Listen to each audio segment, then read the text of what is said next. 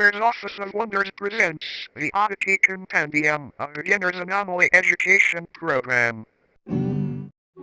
Welcome to the Oddity Compendium. Today, we will be learning about many wonderful and strange oddities that exist inside of, outside of, and around your universe. These strange phenomena can range anywhere from life forms, products, and organizations to even events and anomalous time periods. Important. The following information has been acquired from realities that may be separate from the one you are currently residing in. Please be aware that knowledge or comprehension of incompatible information may result in a conscious reality fracture.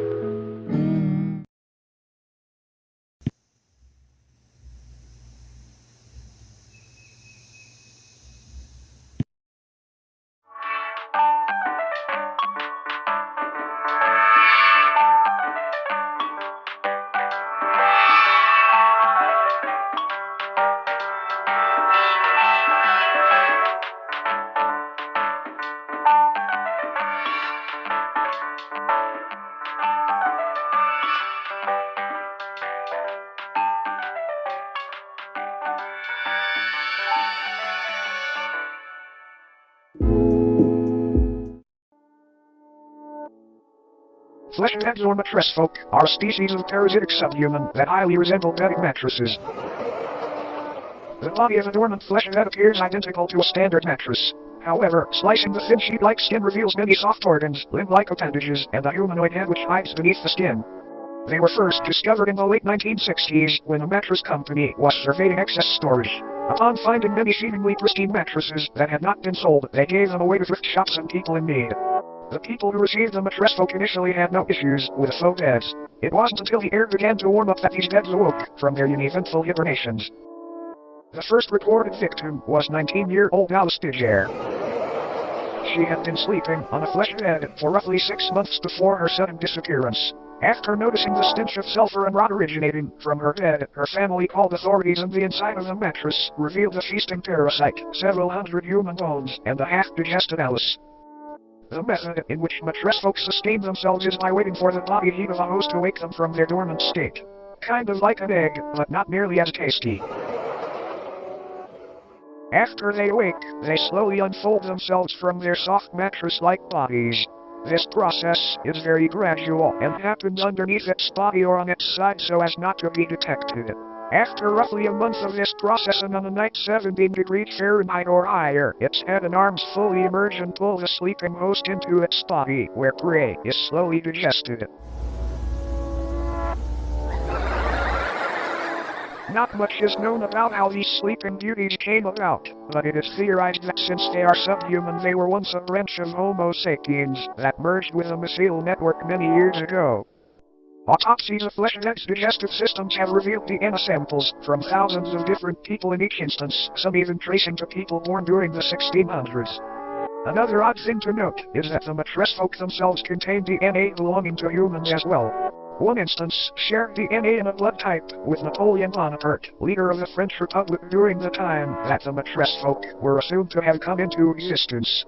All in all, it might be a good idea to throw out that mattress that feels just a bit too warm lately. You might be sharing it with something unwanted. Good night, sleep tight, and don't let the bed light.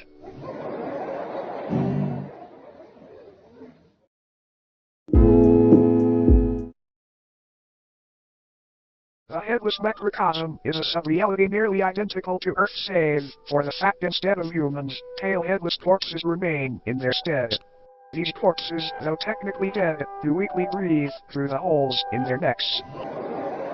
Their hearts have also been observed to begin convulsing at seemingly random intervals. These beings are identical in appearance to one another aside from physical dimensions, which can vary severely between each corpse.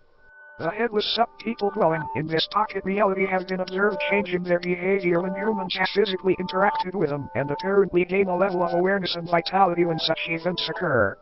There are approximately 2,393 living humans residing in this reality, all from parallel Earth.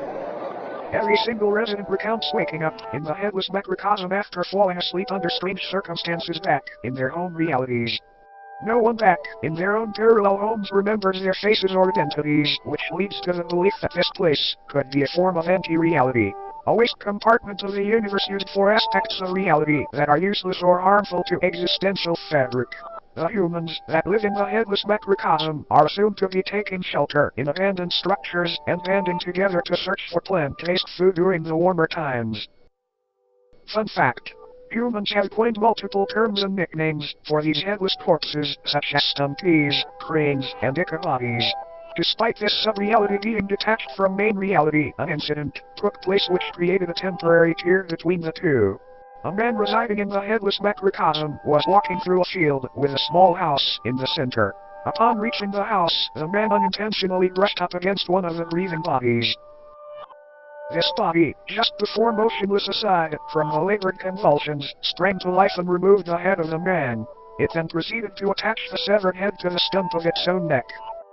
The man's name was Michael Hedford.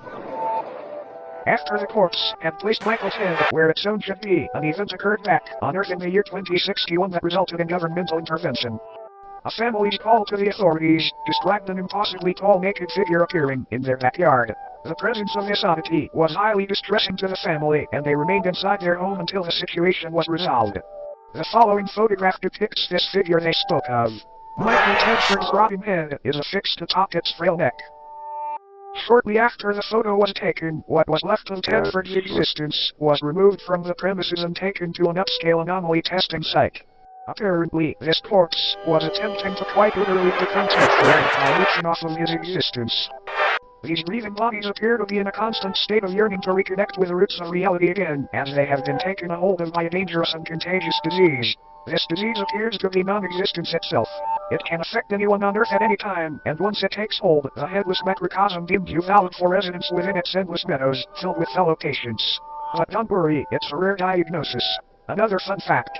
Occasionally, crude man-made structures will form seemingly out of nowhere in order to correspond with the structures on parallel Earth. As mentioned earlier, the headless macrocosm itself functions like a digestive tract of the universe, and these structures may be antibodies attempting to fight off the virus of non-existence. Now then, check your head. Screwed on tight. Great, because you might want to hang on tight to it for this next one.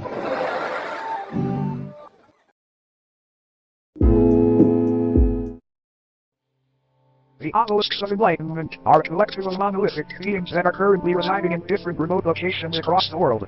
Also known as the Fathers of True North, they appear in groups of 1 to 8 and stand anywhere from 10 to 150 feet tall. Each obelisk is levitated just barely above the ground and facing geodetic north.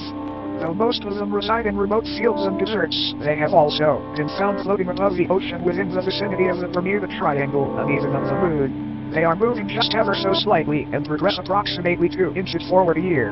These obelisks are enlightened in the infinitely vast secrets of the universe, and are constantly vocalizing the excess information as a means of ways to counteract the overwhelming intake of knowledge. Though currently enclosed and monitored by government entities, many people have wandered into these locations prior claiming to be following the sound of angelic singing. This alluring hum emanating from these obelisks induces a massive increase in general intelligence in subjects listening. Folklore often refers to the frequency as the song of the divine contour. Each obelisk's biological elements are unraveled